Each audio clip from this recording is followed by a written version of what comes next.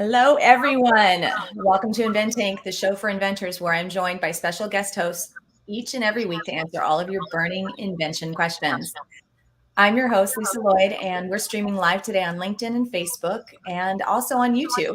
Or you may be catching us on one of your favorite podcasting platforms, Amazon, Spotify, and iHeartRadio. In a moment, I'll open up our Q&A, so feel free to drop your questions in the comments as they occur to you, and I will take them in the order in which they're received.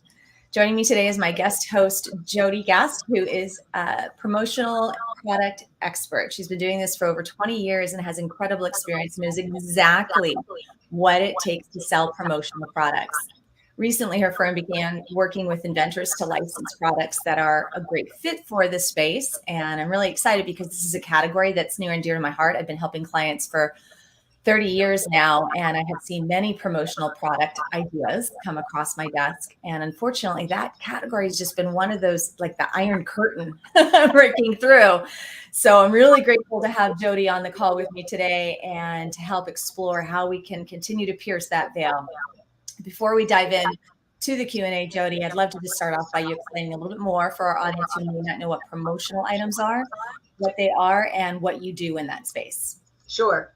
So I started in 1997 as a distributor, which means that I have, and I'm still that, I have clients. Oftentimes they could be government, military, organizations that are nonprofit, organizations that are for-profit, tech companies, anybody who's having a trade show, a conference, community outreach, and they want products to give out which has their contact information, their logo. And so those were my clients, and they still are. And we find great ideas and provide a presentation. They pick out what they love, and then they order it from me, and then I deliver it. And that's what I was doing. What happened was one of my clients became an inventor. And he said, I have this really cool idea. Can you help me get it into the promotional product space? Can you either sell it directly to your clients, or what can you do? And I said, the minimum obviously was 5,000 pieces. And I said, it's going to be hard for me to find a client that wants 5,000 of these, because usually we buy, 500. But it got me thinking, and I contacted my best friend from college, and she's a patent attorney. So we started brainstorming together and came up with the Product Runway, which helps launch promotional products into the sphere. So invent new inventions into the promotional product sphere. And there's my banner.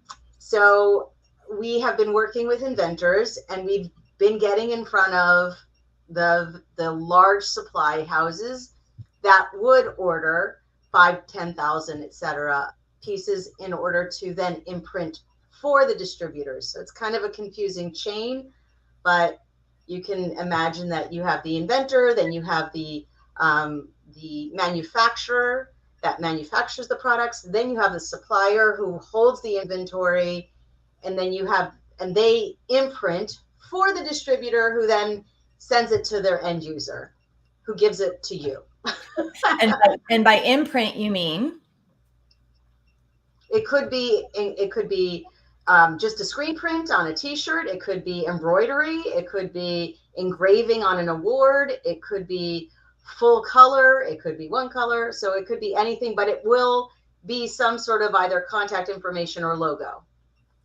And it's all about, in the promotional business, giving things away. So when these companies buy it, the intent is not to resell it like we would in the traditional sense. So sometimes they will. So for example, a school or a church or somebody could use it for fundraising. So they could do a T-shirt or something like that.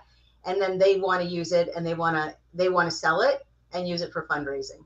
I never really even thought about that, but sure, that makes perfect sense. In fact, I've done it. I've been a part of programs where that has happened. It just never, I don't know, I guess I never put it in my head that was promotional as well, even though you're selling it. The first thought is always it's the pen or the squeeze ball or whatever that they give you at the trade show to drop in your bag, all those little chachkis. But in terms of pricing, promo items actually it's a very large universe of items, right? It can be as little as pennies to as much as hundreds, thousands of dollars? Exactly. Yes. Yeah. I mean, some of the awards, like You could do one of those like, crystal chess sets that are gorgeous, and they could be like, hundreds, if not thousands of dollars. We have like, yeah, we have some name brand items that are called more premiums. Okay. So yeah, it's thousands and thousands and thousands of items, maybe Wow. millions. We could be Wow. at millions. Wow. Are they generally commodities, or is there anything innovative when they're thinking about what they want to either give away as a corporate gift or at a trade show, whatever? So we can do as little as one. In fact, I just did a one piece for one of my clients who happens to be like a huge fan, tells all of her friends and family, et cetera, about us and drives traffic to me. So I wanted to say thank you, which I frequently do with her because she's just so amazing. So I did these amazing little, they make glass, like glasses, drinking glasses out of wine bottles. And then they get engraved, and they'll do just one set of four glasses with the logo on it that I gave them, which I created a logo for her. And then I sent it to her. So that's, we can do one piece custom, but not everything, obviously, but lots of things we can do just like one piece that's just unlike anything else. Yeah, it's pretty amazing. But I would say the vast majority are like minimums of 36 pieces or 72 pieces, and then, you know, it that's really where things start to make sense financially. Sure, because volume obviously is where it's going to start to add up and making everybody any money at all. Right. Um, what would be an example of a home run promo product that you've seen in the past? Um, so way back when like USB memory sticks Oh, yeah. first came out, Everybody God, knows that, like right? people's minds were blown by these things. I remember the first time someone gave me their catalog on a thumb at a trade show. I said, can I get your catalog? And they handed me the thumb. I thought, oh, God, they invested a lot. I remember just thinking that must have been a lot of money for them to give it away that way. Wouldn't it have been cheaper to print? But I mean, I know better now. But that Yeah. was really surprising. Gosh. Yes. And those were like hot for, and prior to that, the big hot thing was like CD cases. Really? Oh, I'm because then they dating myself. That's okay, because I remember that I used to have a course. It was called "So You Have a Great Idea, Now What?" And this is going back 30 years. So the first version was on cassette, and it lived long enough in my life cycle to transition to CD. I remember Right, having to redo everything, all the art, everything had to be changed to fit the cases differently. right, right. It's like going from the box televisions to, the whole portrait. Everything changed. It's true. I can kind of like, when I first started as a distributor with my then boss, we didn't have email artwork. It wasn't. We had email barely. We had email, but we weren't able to send artwork that way. All And right, within, I because would it say was within a dial-up. year, Because it was dial-up, you couldn't send a big file. it wasn't dial up, but But people hadn't created the kinds of files that could be sent that way. It was still very new, but within the year, so we went from having like the actual like I guess it would be film. We had film that we sent to the supplier, and then within a year we had files that we were able to send. So that was, yeah, it was very interesting. So we've seen a lot of changes, obviously, and the changes reflect in society. They also reflect in the distribution, the ideas that have come along. So uh, phone holders and everything phone related, all the chargers, the wireless chargers, the little wallets that go on the back. They're just endless phones. People are crazy about phone stuff now, I would say. That's good to know. All right. And actually, Margaret's asking a question that just ties right into where I was going anyway. Can you tell us what your first inventor created, the one you mentioned a moment ago? So I don't even have he created, I remember. Okay. So the first, my first idea came from, it's a sterilizer, a mobile sterilizer that attaches to your phone, and it sends out a UV light that sterilizes surfaces. So that's what it was. The problem is that it's sort of open-ended. You can look at the UV light. And so my suppliers are very conscious of liability. And so that it had some problem. I've been, it's a learning cycle. So I continue to learn about what makes, even though I think it's a great idea, I have to think about it as not just a distributor, but as a supplier. I love that you say it that way, because when we teach the invention process, you're not just inventing for that end user, that consumer, but you have to consider all the people who have to profit from it and commercialize it along the way. If it doesn't benefit all of them, or if it's not possible for them to benefit from it, it weakens the possibility for success, for sure. So when you say the difference between supply and distributor, what matters most to each of those constituents in this path to market?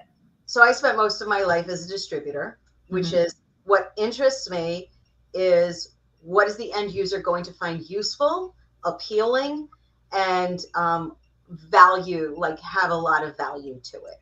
That's so there's a pen it's a pen, a stylus, a light, and a phone stand. It does all four things.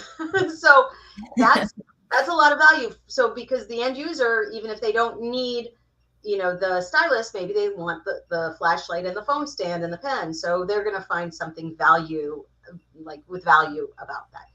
So as a distributor, I'm only really thinking about one audience, which is my end user, or maybe their end user, because they're going to give it to the community maybe, or something like that.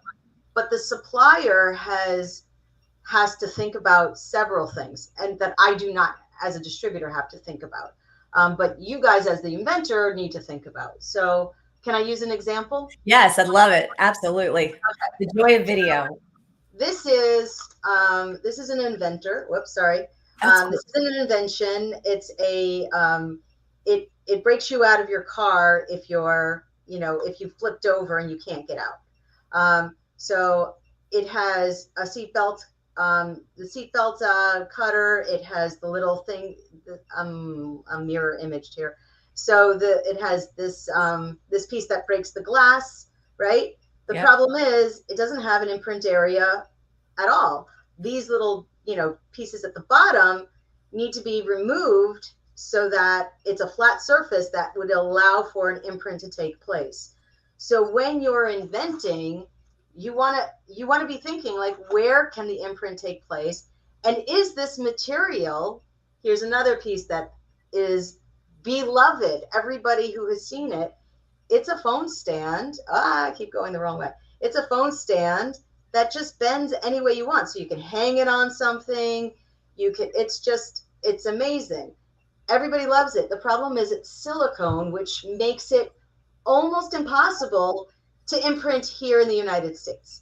When there is it's a deboss. I don't know if I can show it to you here, but yeah. You see that flex? Oh yeah. Okay. See it. So it's debossed when it's created, but when it's when the suppliers have all been trying to imprint this, and to no avail. They just cannot. And so this is a great idea, but it hasn't gone anywhere until somebody figures out how to imprint it, because it doesn't become a promotional product until it's imprintable. You're talking to a huge audience of inventors and problem solvers, so I wouldn't be surprised if you get, approached by someone who says, "I've got the answer for you." I've got the answer. Well, if you have the answer, you have to tell everybody.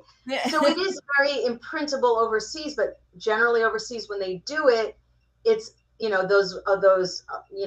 wristbands, the silicone wristbands, and it's done in when you're manufacturing it. So they'll do like 1,000 of those wristbands, and they'll imprint it then, but not aftermarket. After manufacturing. Right. It has to be done at the same time that it's being manufactured. It can't be aftermarket. Got it. Right. Okay. So this is another piece that I really liked. It's called Vapor Soother. They're little pieces that go in your nose, and they clear your nostrils, but also if you're wearing a mask a lot, which people have been, it makes your masks not smell like your hot breath. It actually makes it either minty or lavendery or whatever. The problem is the only imprint area is the packet that gets thrown away. The little vapor soothers that go in your nose, they're not imprintable. So these are some of the interesting things that we've come across. The other thing that I would say is just as important is price. So the promotional products industry is extremely price conscious, because everybody along the way is taking a little piece of the pie, similar to direct to consumer, I guess. It is very, very, very difficult to find a product that can make it through all the way, because I'm going to say it this way. So this is, for example, this sells for $15. This to my clients. Okay. So this is a double wall stainless steel Tervis, hot, cold, it's the one that'll keep your ice for 12 hours. Right. In order to have that reach my consumer, somebody has to manufacture these for around $3. So Margaret was asking the question, in fact, that times out really well from LinkedIn. Margaret's asking, is there a minimum price of items that you deal with? No. Okay. So it's more about the margin and margin. And that, so if your product can compete with, so I'm using this as an example because this is clearly a $15 item, but if this and this were in the same presentation, or this and this were in the same presentation, what would people think? Would people think like, oh, well, these look like they should cost the same as this or not? So, when somebody's receiving like a bunch of different ideas, they're looking at, I want to spend $15 for, 100 guests that are coming to this event. So they're looking at $15 items. Your product has to stack up and look as appealing and as, valuable as the other ones. Does that make sense? Sure. Perceived value is, at the end of the day, really everything that matters to that end user. And to your point, so you've got the end user, you have the company or organization that's either giving it away or selling it as a fundraiser, as you mentioned, that you have to satisfy the needs for. And then you have the supplier who has to make it and has their various boxes that need to be checked. And they're going to mark that baby up significantly, somewhere between 4 and 5 times whatever they're purchasing. So if they're purchasing it for $1, they need to turn it around for $5. Now it goes to the distributor who wants to make a 40% to 50% profit. Mm-hmm. So now they may make it for maybe they're going to sell it for $9. Sorry. Distributors work down, so it's $9 to $5. They're always looking at the sale price versus the net price. So they're buying it for $5. They're going to want to sell it for $8 or $9, maybe $10. So that $1 item becomes $10 items like that. It's crazy. So the way you're describing it though is very similar to it. The differential there between the distributor and the organization who you're selling it to. Right. Is very, very similar to the wholesaler to the retailer. Correct. The only difference is then the retailer needs to mark it up one more time. The distributor marks it up one more time. So the manufacturer makes it and marks that up. And that first step is, you're saying, about 4 or 5 times. Okay, so I'm distinguishing, which is not always the case, but I'm distinguishing between the manufacturer who is literally making the product Yep. to the supplier who may be manufacturing it or who may only be imprinting it. Okay.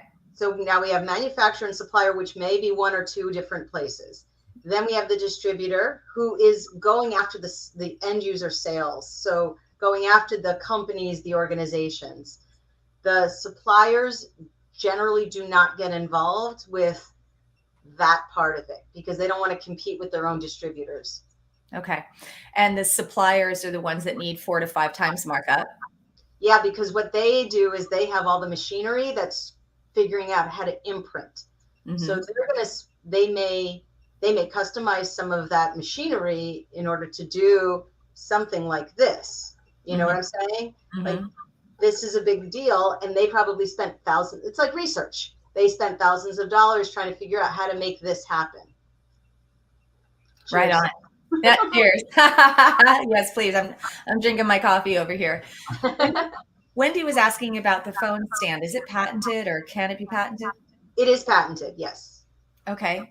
And was that one that you did a licensing deal with, or is that one that you just basically brokered and? Yeah, all three of the things that I've shown you are just us representing the inventor who already is manufacturing these. Okay. We have not, I'm not against, representing something that's licensed. I just have to see, the value. So we don't represent just any, we hardly represent anybody really, because I'm looking for something that's going to hit a home run. And I have my reputation to protect when it comes to showing something to the suppliers that I have the relationship with. So I definitely don't want to show them anything that they're not going to see, like the point, because I'm taking up their time. And these are like CEOs, and they're, they're major people and they're major players. So if I'm going to tell them, hey, I got an idea, I got to make sure that it's a great idea. So we probably turn down 80% of what I see, because it's just not going to, it's not going to go, it's not going to be appealing to a wide enough audience. We're looking for things that you can see at any industry trade show, that you could see at any conference, that you could see at any event. It doesn't really matter so much whether it's an executive gift or a giveaway. That's not as important. So it could be a $1 item, it could be a $10 item, but that it has broad appeal. So if an inventor is considering the promotional, just to tie that last thought up with the bow, with regard to the margins and profitability, if an inventor is considering pursuing the promotional category with fitting all of the criteria that you just laid out, what amount of perceived value markup should they anticipate it needing to benchmark whether or not to pursue that category? Because you've got 4 to 5 times, and then they're doubling it on top of that, or you said it's just a 50% markup, or is it 100%? Okay, so some of them will, and this is not, it's not rigid, because sure, there's no one size fits all, but just as a general, okay, I would say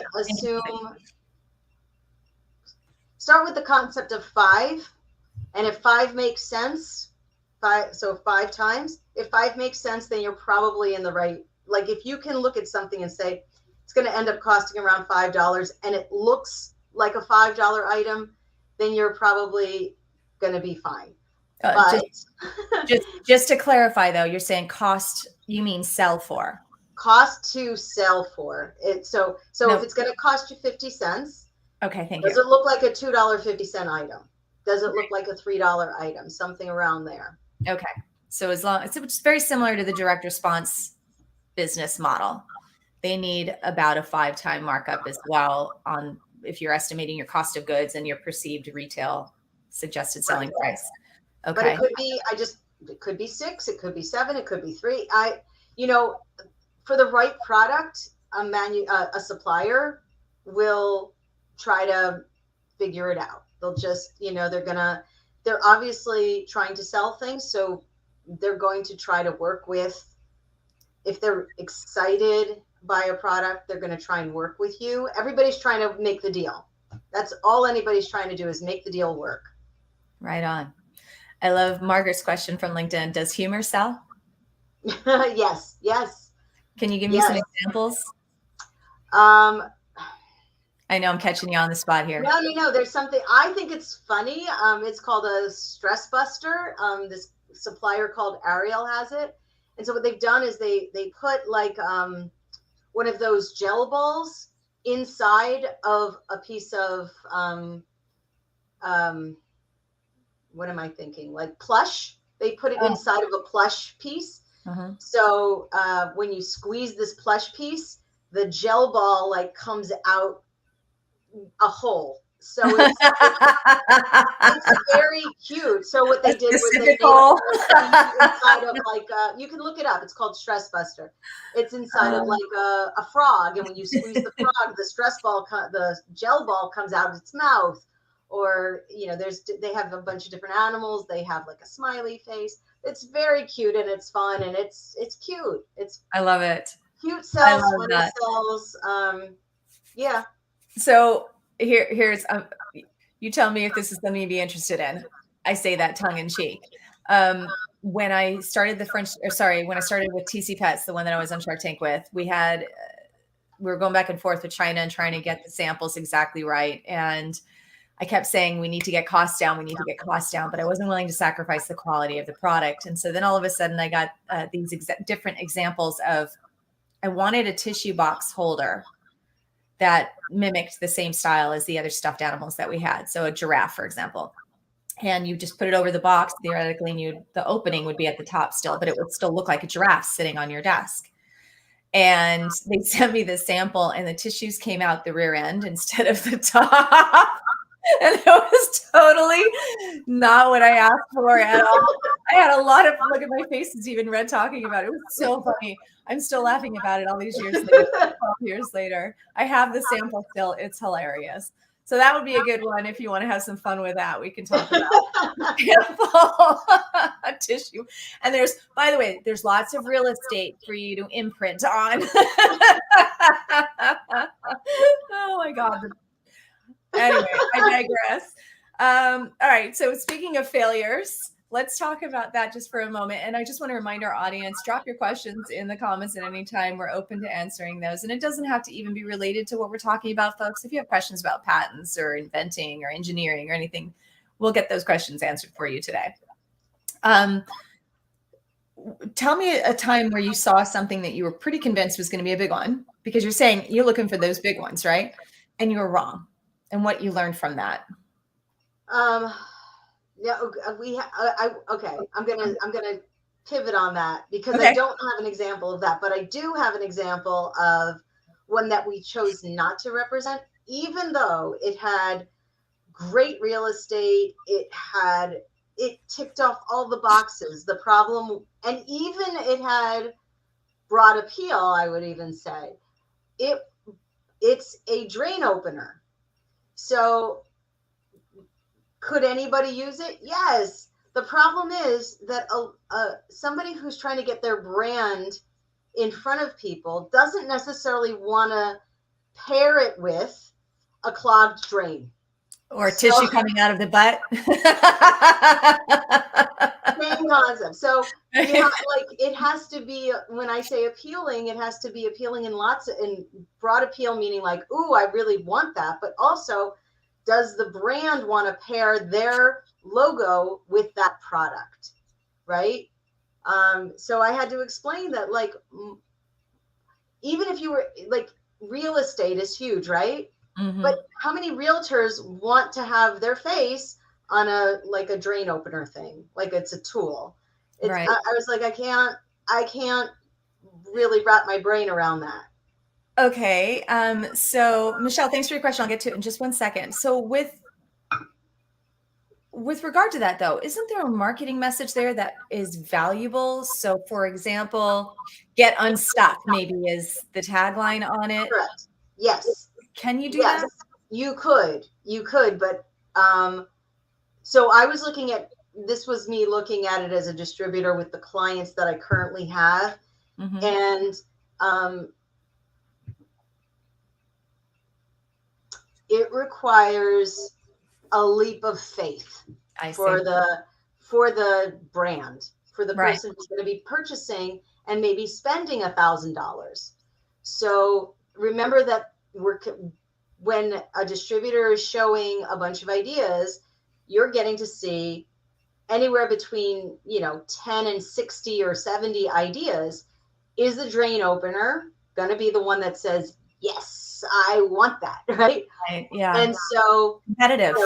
They're going to be weighing the pros and cons of it. And yes, is there a message that could we find a handful of people that are going to say, yeah, I want the drain opener because I want to put this particular message on it?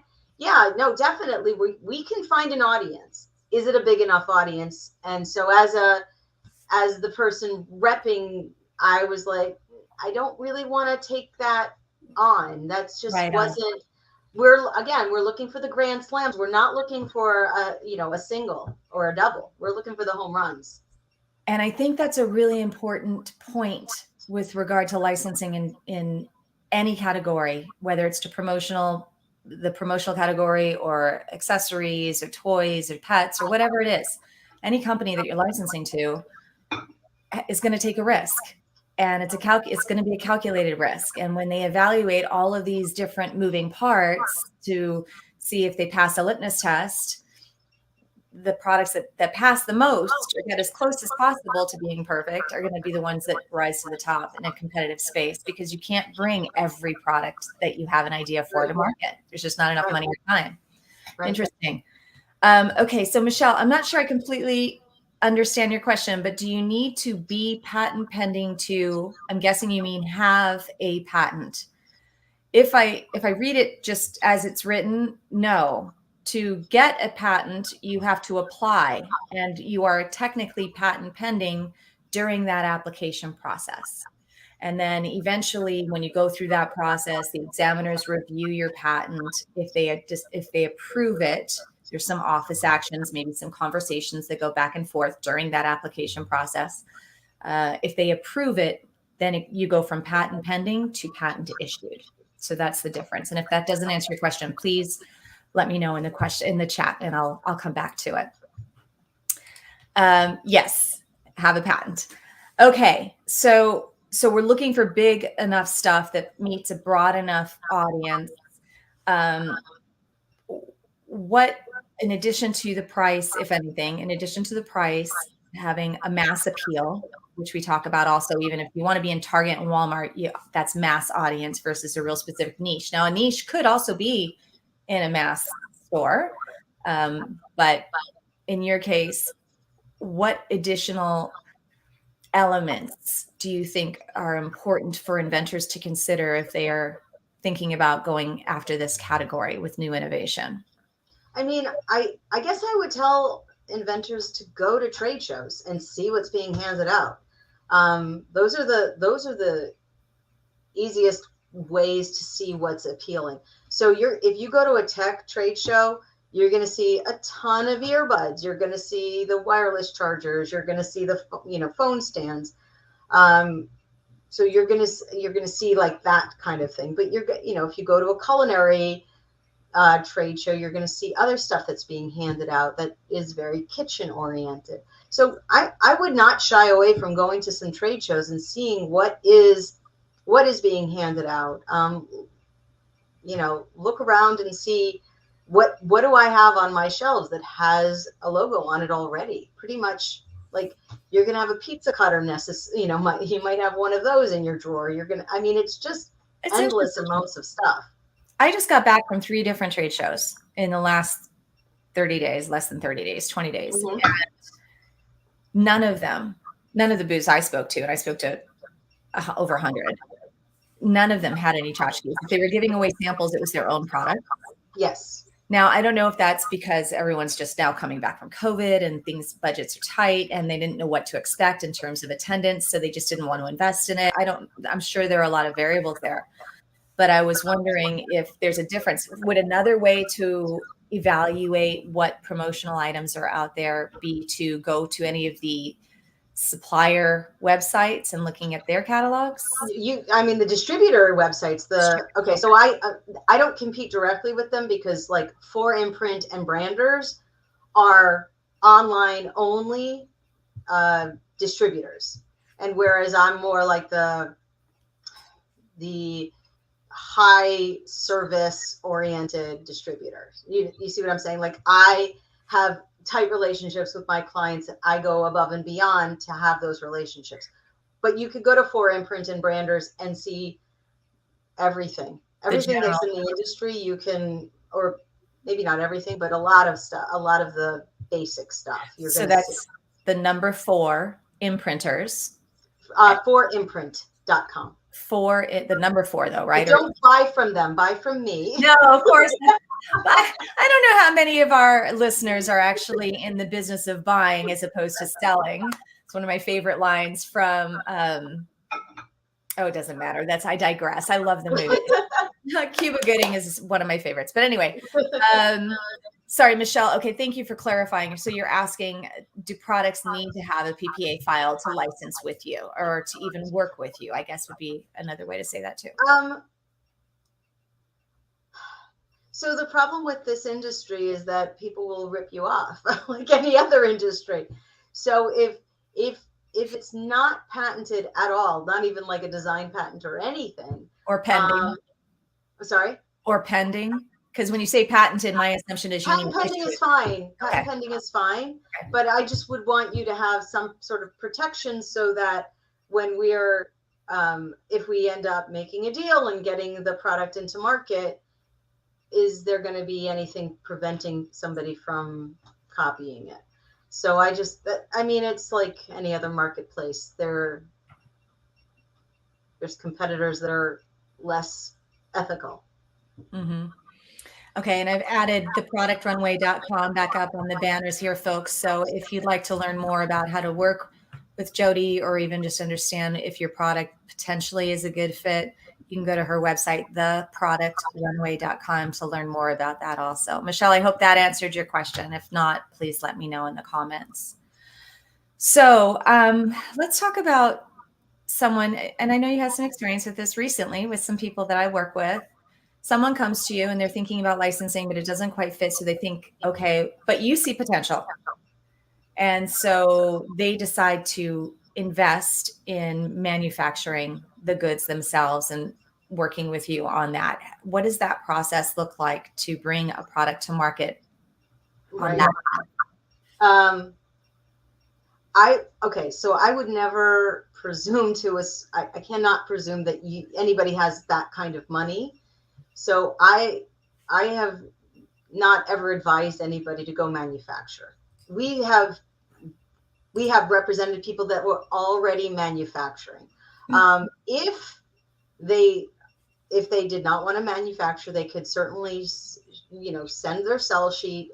I will look at it. I will see if it has what I would consider, if it ticks off all the boxes, then we can represent. We do not need to have the products manufactured. However, somebody's going to have to manufacture it. So it would probably be, in this case, the supplier. If they were interested enough, they would end up manufacturing it. And then, but before we did that, we would have the contract. So we would go through the whole contracting, deal making kind of phase. When you say kind of, yeah, I think so. But let me just clarify.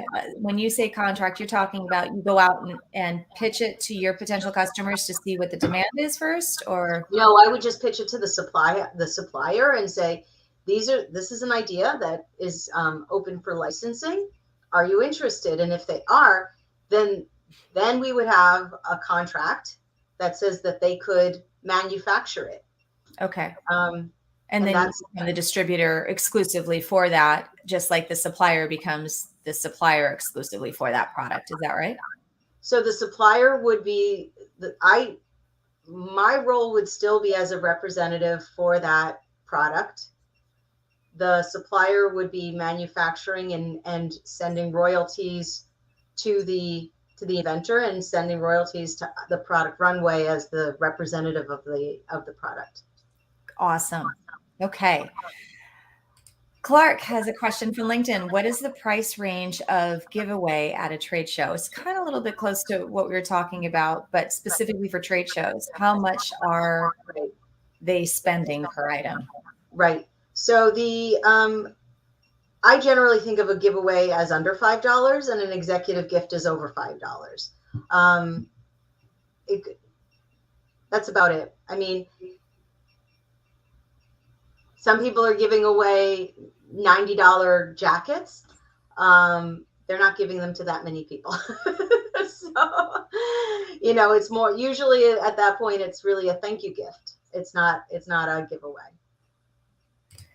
That just seems like pretty wide open space for anybody thinking about it. Should, anything under $5, for example, could be golf balls or, all of these little pens, mouse pads. I do remember mouse pads were a big one for a long time too, which I always thought was funny because I didn't want someone else's company unless it was some brand that I was really in love with, but those weren't the Right. trade shows I was at. Well, I'm going to show you my mouse pad, but only because what this one has is whoops, I keep going the wrong way. Yep. It has a photo pocket, so Oh, you how can cute is personalize it with your pet or your family, whoever you love that? more. Clever.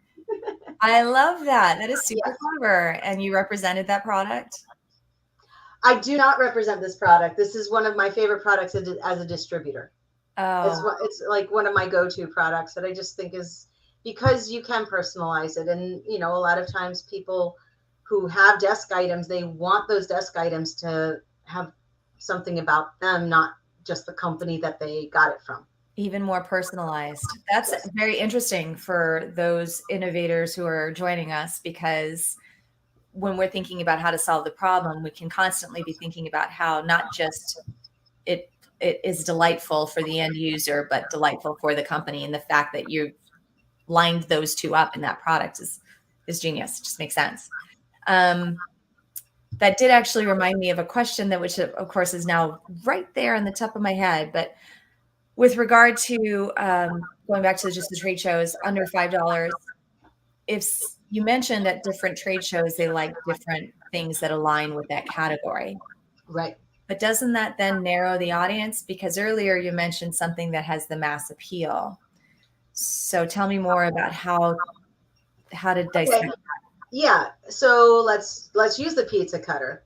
So is it going to be more likely to be used in certain at certain conferences, certain trade shows? Yeah, yeah. But can anybody use a pizza cutter? Yes. That's true. So so I think that's a good example. Pizza cutters can go out to be, to the community for community engagement. You can, if you're having, a downtown event where you're having food and wine, can a pizza cutter be used there for, again, community engagement? Yes. So like there's endless opportunities. The other nice thing about that is now I'm selling pizza cutters for some reason, but but they're small. And so if somebody's carting around, 50 pizza cutters, it's not like a crazy amount, like a crazy weight. Whereas if somebody's taking 50 of these Cups. now you've got, yeah. So, and also shipping, people are thinking about how much is it going to cost to ship all these pieces.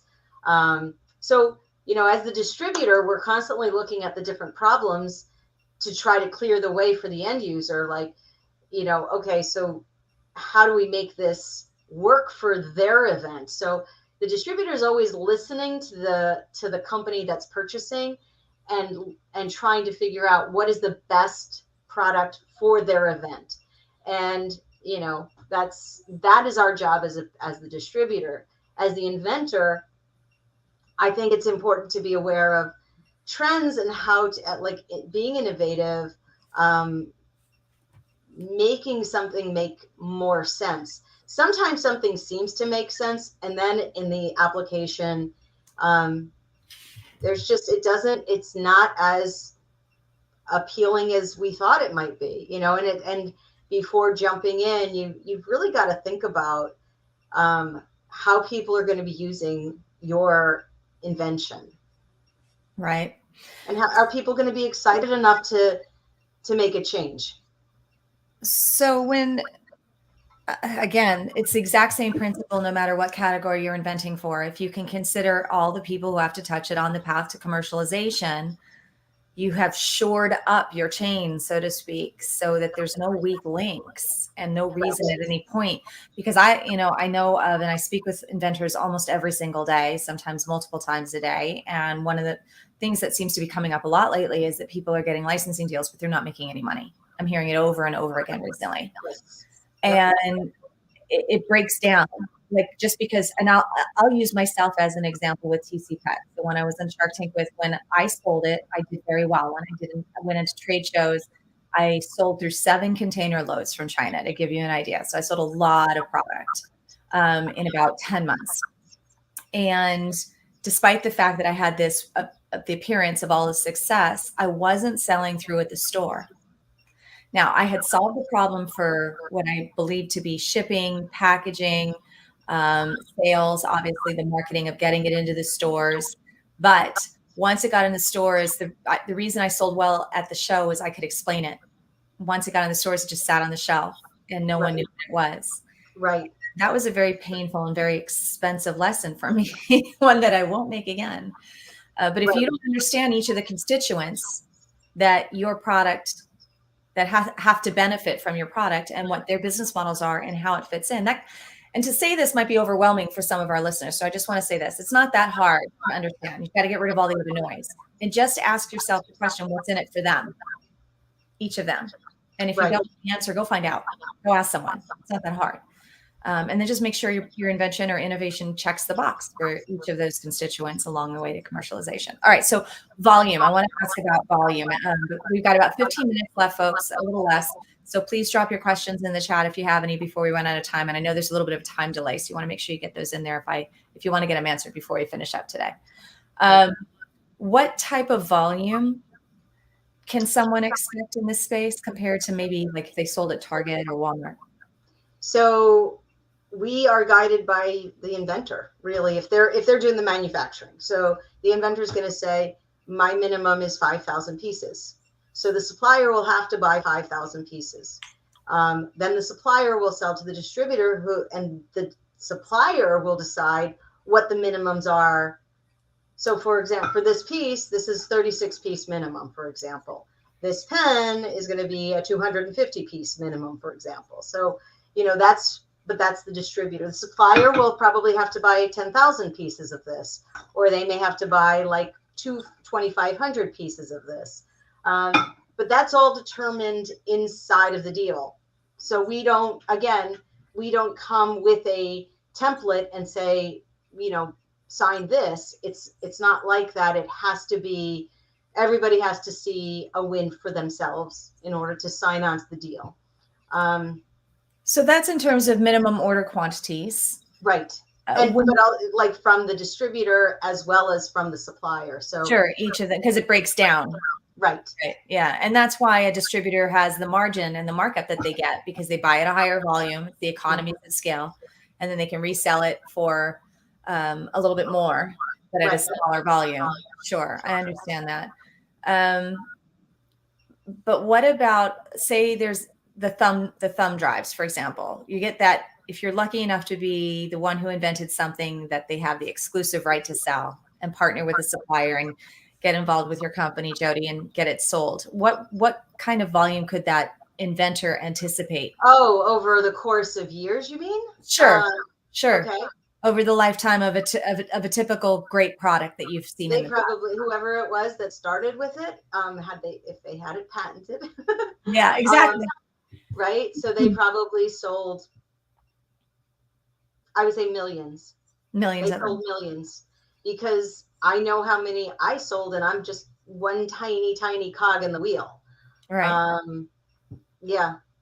Okay. That's good to know. Wendy, if you're asking me which product I was talking about, I was mentioning TC Pets, which is the stuffed animal line that I appeared on Shark Tank with. And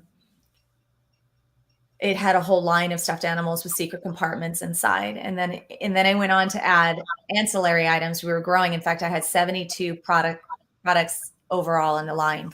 that were all line extensions to grow the business with. My dream was to have the first functional plush. I wanted to grow the category, create the category, functional plush. Of course, it exists now, but it didn't back then. Thank you very much.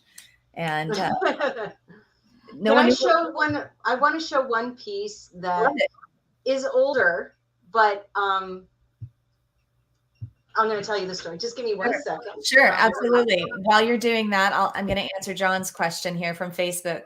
If you're purchasing a product that you're imprinting, do you purchase it in bulk and then put it in your own package, or do you expect individual packaging for each product? You purchase it in bulk, and then the supplier imprints. So the supplier will always imprint, because remember, the distributor is placing the order for their client. They're going to be sending the supplier the artwork that goes onto the product. So the supplier wants blank. They don't, it can have like the Flex, this one has the imprint on it, but it doesn't have to. It can just be blank. Okay. So this is something that you wouldn't know what it is to look at. There we go. So it's just a cube, right? Yeah. Except it's exactly right. It's a puzzle cube. Mm-hmm. So what's nice about this is all you have to do is show it to somebody for about 15 to 20 seconds and call it a storytelling cube. And then everybody can see like, oh, it's a commercial. It's a brochure or a commercial in a cube. That's it. I love it. So this, I still love all these many years later, and I still love it.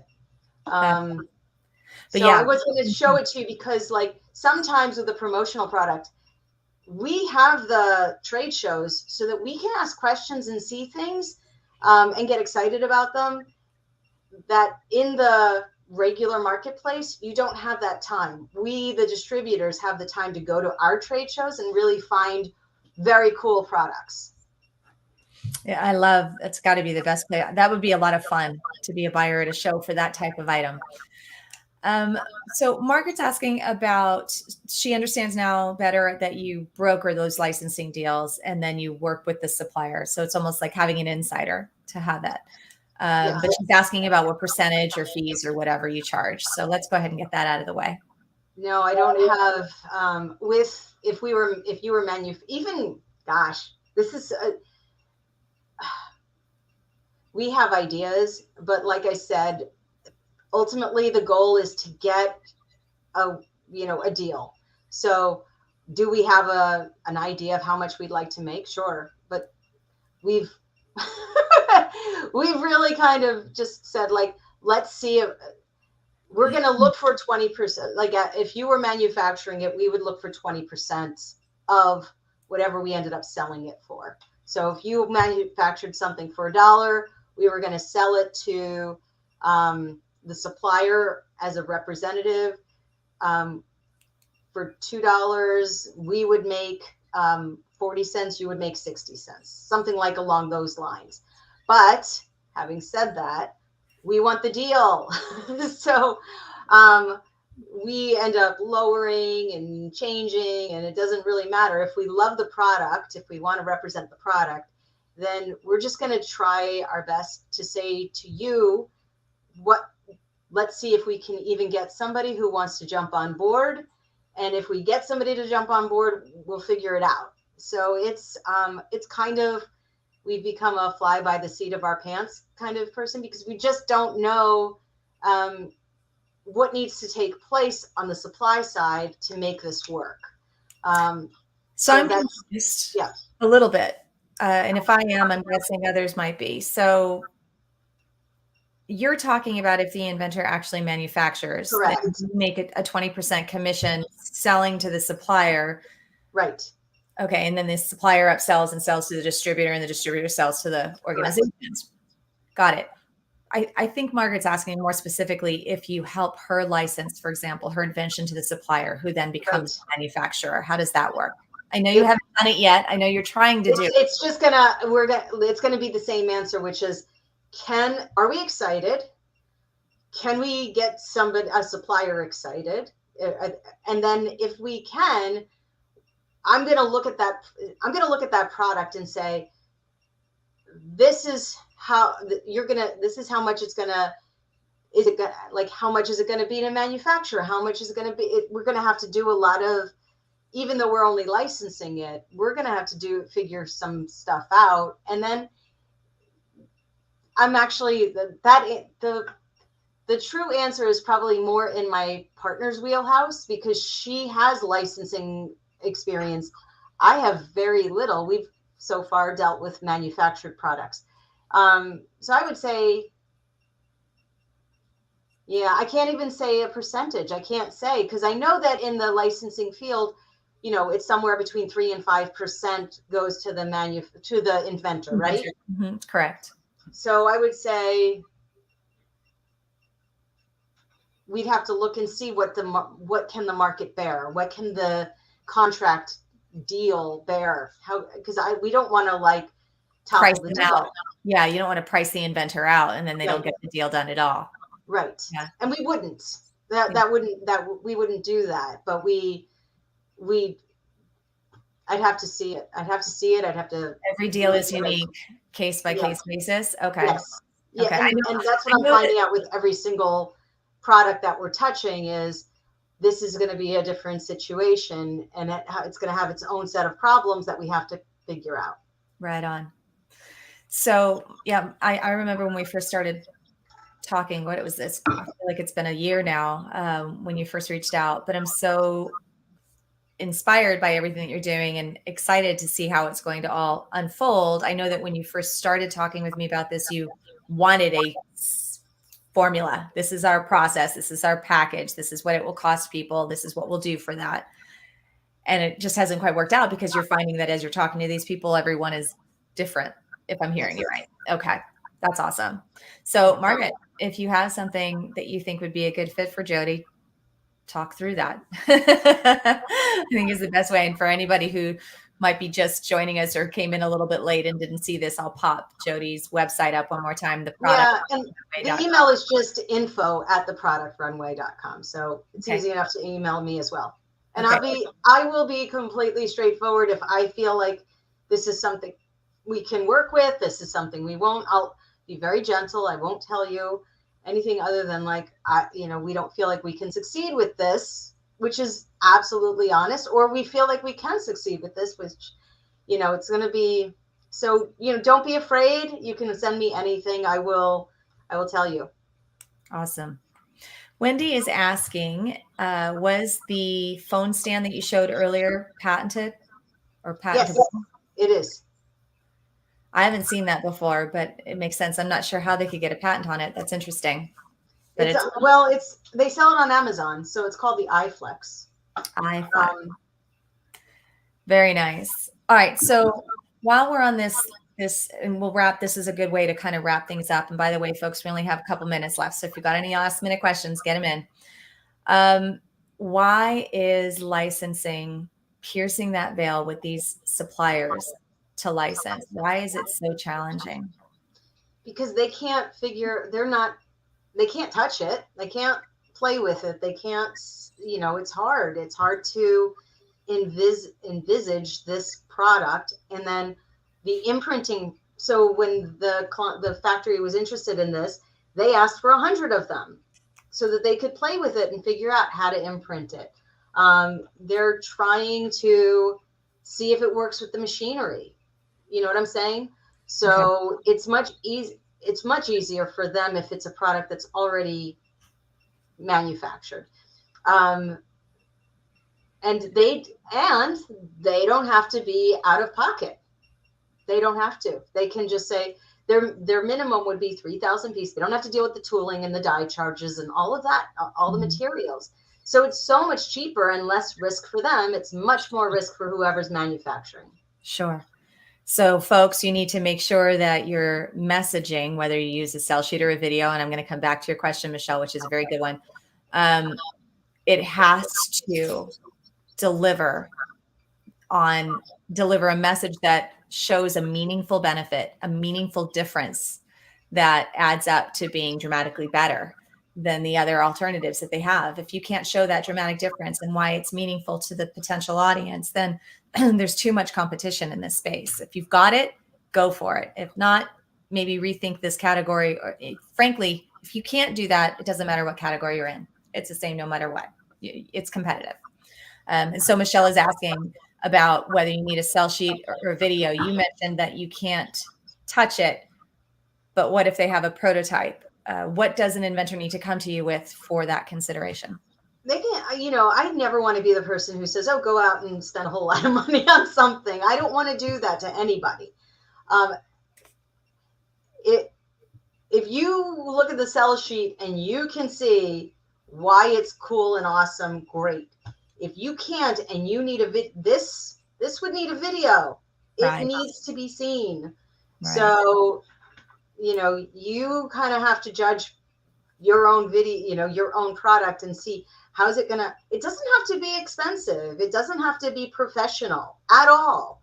So, but when we try to showcase the products we're representing, we do videos. And they're not good. They're terrible.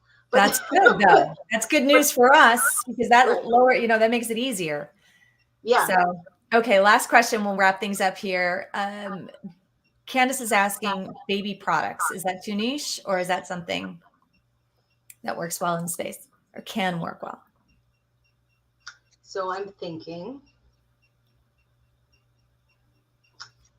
in general, it's going to be too niche. Is it something that can cross over is my question. Is there any way for that baby product to really be used in other spaces? But I would say for us, it's going to be too niche. We're really, for me, not for the promotional products industry, but for me to represent it, it really has to have a broad appeal. Like I said, I'm looking for the home runs. Your product might be a double, might be but I have. There's enough doubles in the commodity space without innovation. So for them to step up and invest everything necessary, and you to invest everything necessary to be successful, it needs to be more mass appeal. Is that correct? It's me with my relationships with the suppliers. That's what it is.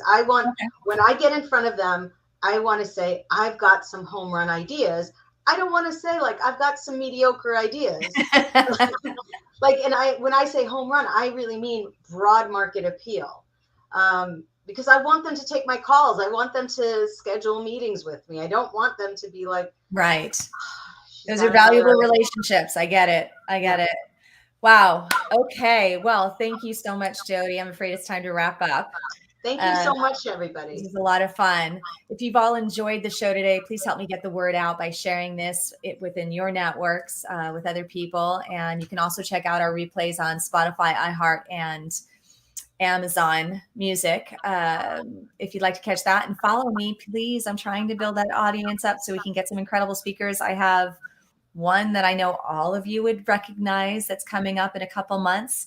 But in order to continue to get great guests, I have to have a great audience. So if you've missed any part, you can go back and check that out. Otherwise, you can also go to, we've added a channel on YouTube, youtube.com/InvenTank, and you can catch the video replays at any time. In the meantime, have a wonderful rest of your week. Thank you again, Jodi, for joining me. And thank you all of you for being with me today.